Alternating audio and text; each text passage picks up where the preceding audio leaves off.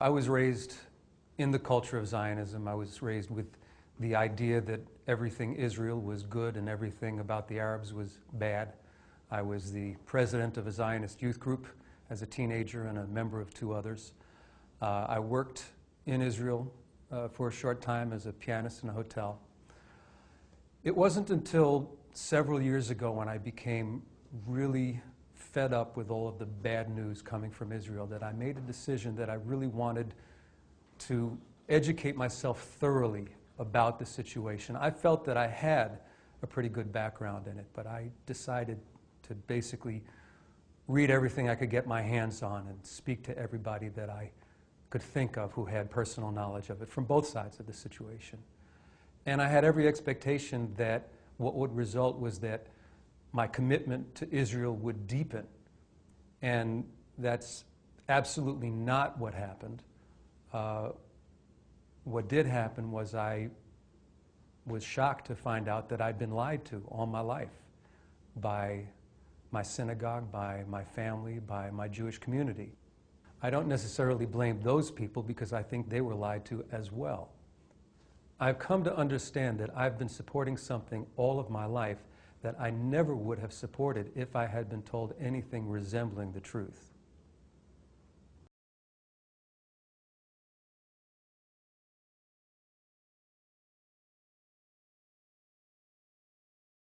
There's an element that's missing from most discussions about the Israel-Palestine conflict, and that is that there was an original sin. Nationalist Zionism sought to take a land that had a 95% non-Jewish population on it and make it into a Jewish exclusivist state. And it accomplished this in 1948 through massacres, campaigns of fear, and military forced mass expulsions. When you consider this, and you consider what justice would mean in this situation, the idea of offering them a non-contiguous microstate on 22% of what used to be all theirs doesn't really reflect justice at all. And that's the two-state solution that is often discussed and never achieved. What really needs to be considered is that there's a refugee population that has been excluded from this land for 61 years. And what justice is about is ending all Jewish exclusivist laws and policies, making reparations, inviting this population to return, and initiating one multi-ethnic state based on the South African model.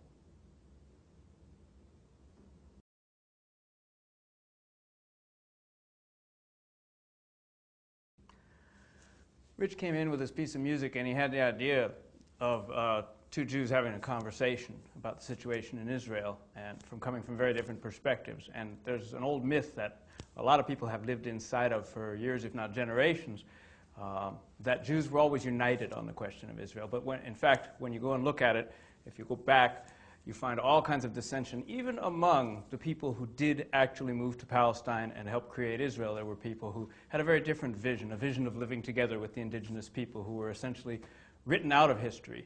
So then, in the time since then, there's been a tremendous problem in the United States, specifically where the sort of other half of the Jews of the world live, basically, which is the silence in the face of this violence and this perversion of Jewish tradition into this very aggressive, militaristic, and dare I say racist practice that's going on in that region. And so the process of looking for justice for everyone has been washed away in this tide of denial.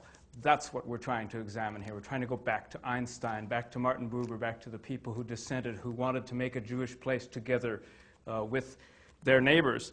And today we find, since the assault on Gaza, a tremendous space opening up even among the mainstream Jewish communities in the United States of questioning, of doubt, of looking for new ways to examine things, of listening to the people who refuse to participate in the Israeli army out in the territories.